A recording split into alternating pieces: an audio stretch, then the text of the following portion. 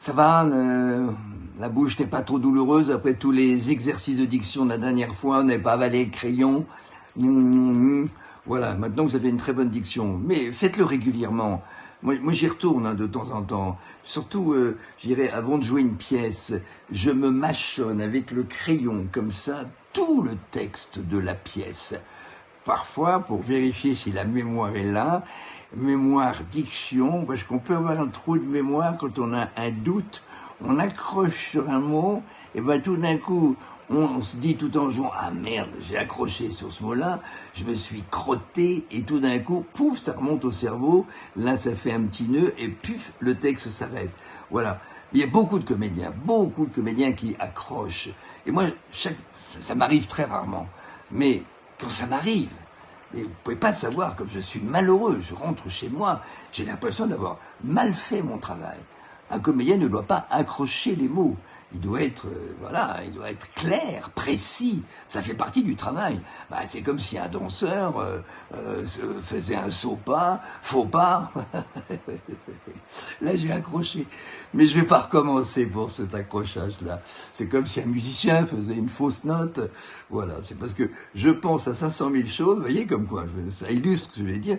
Je pense déjà à ne pas oublier à vous dire si, ça, et ben voilà. Bon, alors, dans les petits conseils, les petites fautes, je dirais, pas de diction, mais de sonorité. On dit pas je sais. Ça, on apprend ça au conservatoire. Voilà, on dit je sais, tu sais, il sait. Le sait, c'est voilà. Dans les vers classiques, dans les Molière, Corneille, Racine, on ne dit jamais le c'est de donc en cours de vers. Le seul cas où on peut dire donc, c'est en début de vers, d'où ce vers. Donc, de ce que je dis, on ne fait nul cas. Là, je peux. Mais aimez-vous donc, sinon. Voilà. On dit pas fort aimer en cours de, fort aimer. Le T, voilà, des petites choses. Alors, quand vous avez un O, un A, un E, ça arrive très souvent, et dans le théâtre classique, et dans les comédies modernes. Surtout, de ne pas le faire petit, de ne pas le faire en demi-croche. Non, c'est une ronde. Élargissez, surtout alors dans la tragédie, n'en parlons pas, là c'est des ça dure 3 plombs, madame. Alors, sans aller jusqu'à Sarah Bernhardt, il y a un musée, je vous ai déjà parlé de Belle-Île parce que c'est une île que vraiment j'ai un coup de foudre pour cet endroit, et il y a le musée Sarah Bernhardt avait son fort, et maintenant il y a un musée Sarah Bernhardt, c'est captivant, ce musée, ce petit lieu, voilà, à la pointe des Poulains, et on peut entendre comme on jouait à l'époque. Il y a des enregistrements de Sarah Bernhardt, mais on peut s'y procurer peut-être sur le net. Et c'est formidable, on appuie sur un bouton, on voit la photo, on voit les robes de Sarah Bernhardt, qui est une star mondiale, qui avait tourné dans le monde entier, qui a eu les plus grands esprits, les plus brillants à ses pieds.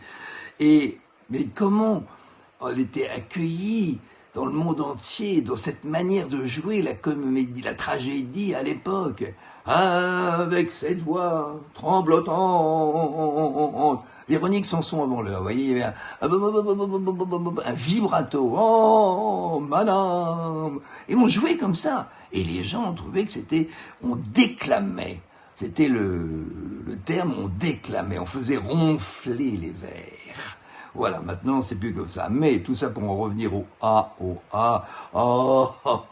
oh, madame, voilà. Jean Poiret, par exemple, qui était l'auteur et un acteur délicieux, lui aussi, il élargissait, voilà. Oui. Voilà, de toute façon, je dirais, beaucoup plus spirituel de jouer. Donc les O, les A, les E, les faites pas court. Poum, O, A, E. Non. O, A, E, allez-y.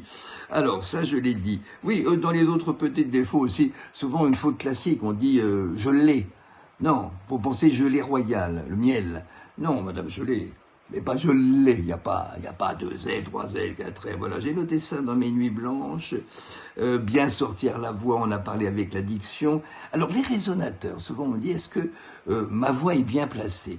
Il y a un petit truc tout simple pour savoir si votre voix est bien placée. Ici, on a ici, vous voyez, au coin, ben, vous ne pouvez pas voir, il n'y a pas de microscope, mais voilà, ici on a ce qu'on appelle les résonateurs. C'est les deux petites membranes qui sont de chaque côté de l'aile du nez, un peu comme je dirais, vous savez, ce qu'il y a dans les baffles de chêne, quand il y a de la disco, poum, poum, poum, poum, hein, vous voyez la membrane qui bouge. Et ben on a ici cette petite membrane.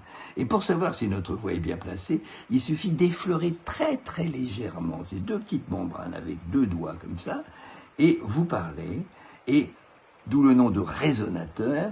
Si votre voix est bien placée, ben ces deux petites membranes doivent frémir, doivent bougeoter, vous devez les sentir titiller sous vos doigts. Voilà, ça c'est ce qu'on appelle, on teste. Alors après, sinon, on monte la tessiture, on peut monter, quelqu'un qui a la voix trop grave, on peut monter un petit peu, ou l'inverse. Généralement, c'est plus le travail inverse. Généralement, on a plus tendance à baisser sa voix, à ce qu'on appelle timbrer. Quand un metteur en scène dit ou un copain, vas-y timbre, c'est-à-dire, voilà, mets un peu de grave.